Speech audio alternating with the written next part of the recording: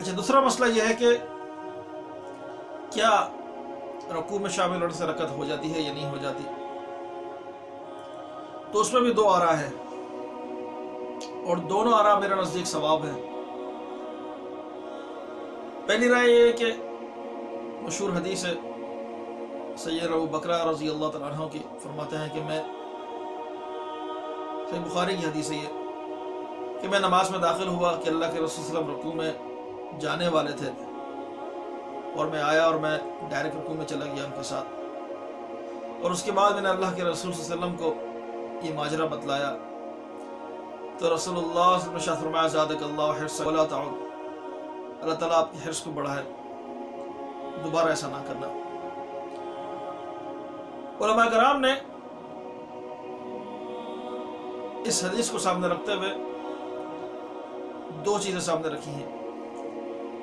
پہلی چیز تو یہ کہ صحابی رسول نے نماز میں جب وہ شامل ہوئے تو رکوع میں شامل ہوئے ڈائریکٹ، انہوں نے نہ قیام کیا نہ فاتحہ پڑھی، اور اللہ کے رسول صلی اللہ علیہ وسلم نے انہیں نماز دہرانے کا حکم نہیں دیا۔ اور دوسری چیز یہ کہ اللہ کے رسول نے جو فرمایا کہ ولا تعود، اس طرح دوبارہ نہ کرنا، کہ اس عمل کو اپنی عادت نہ بنا لینا کہ رکوع میں ہی شامل ہو،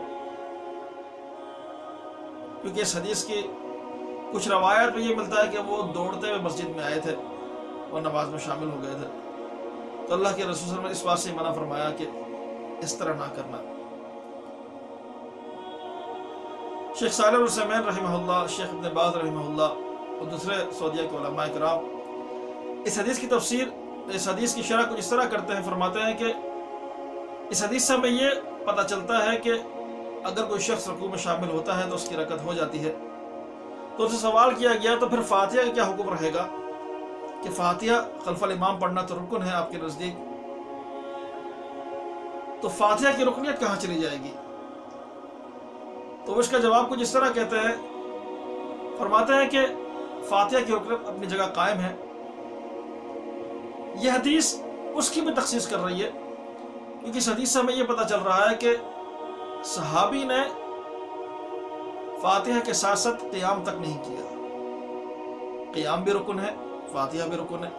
تو دو رکن چھوڑ دیے، اور اللہ کے رسول صلی اللہ علیہ وسلم کو نماز دہرانے کا حکم نہیں دیا۔ اس کی مثال وہ اس طرح کچھ پیش کرتے ہیں، فرماتے ہیں کہ اگر ایک شخص جس کا ہاتھ کٹا ہوا ہو، تو اگر وہ وضو کر رہا ہو تو ہم اسے کیا کہیں گے کہ ہاتھ تو سے کٹا ہوا ہے، تو ہاتھ کے بجائے وہ اپنے بازو کو دھوئے؟ نہیں، اس سے پتہ یہ چل رہا ہے کہ جب ہاتھ اس کا ہے ہی نہیں تو اس سے اس ہاتھ کا غسل ساقط ہو گیا۔ تو وہ اس چیز کو دلیل بناتے ہیں، کہتے ہیں کہ جب قیام اسے ملا ہی نہیں، وہ دوسری حالت کے اندر آیا، یعنی رکوع کی حالت میں آیا، تو فاتحہ بھی ساقط ہو گئی۔ تو اس بنا پہ یہ ائمہ کرام فرماتے ہیں کہ شخص کی رکعت ہو جاتی ہے۔ اچھا، دوسرا نظریہ یہ ہے، دوسرا نظریہ کچھ اس طرح ہے علماء کرام کا، وہ کہتے ہیں کہ فاتحہ نماز کا رکن ہے، اور رکن کی ادائیگی نہ ہونے سے وہ عمل صحیح نہیں ہوتا اگر رکن رہ جائے، اور یہاں تو دو رکن چھوٹ رہے،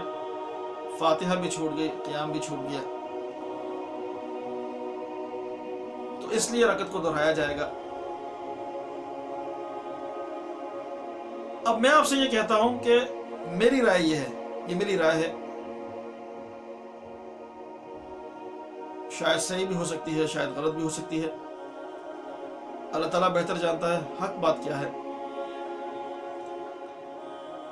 اپنے دل سے پوچھے، جیسے اللہ کے رسول نے فرمایا استفتی قلبک، اپنے دل سے فتویٰ لو،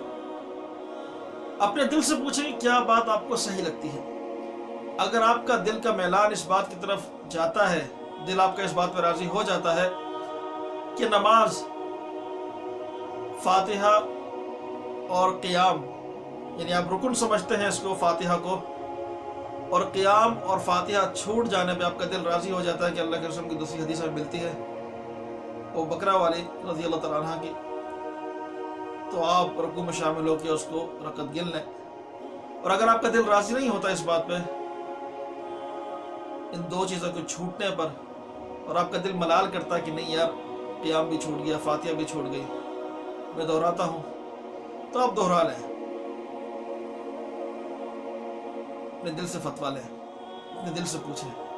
کہ کس طرف آپ کا دل مائل ہے. اللہ رب العزت سے دعا ہے اللہ تعالیٰ مجھے آپ کو دین اسلام کو سمجھنے کی توفیق عطا فرمائے. اگر آپ کے ذہن میں کوئی بھی سوال ہو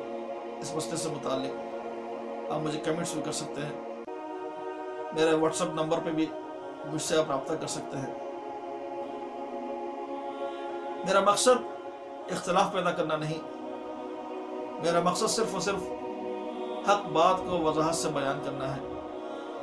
اختیار کرنا آپ کا کام ہے. آپ جس تھاٹ کو ادلہ کی بنیاد پر، صحیح دلیل کی بنیاد پر، جس کی ادلہ قوی لگتے ہیں آپ کو، جس پہ آپ کا دل مطمئن ہوتا ہے اور ان کی ادلہ آپ کے نزدیک صحیح ہیں، اس کو آپ اختیار کر لیں. اللہ تعالیٰ میرا آپ کا ہم سب کا حامی ناصر ہو،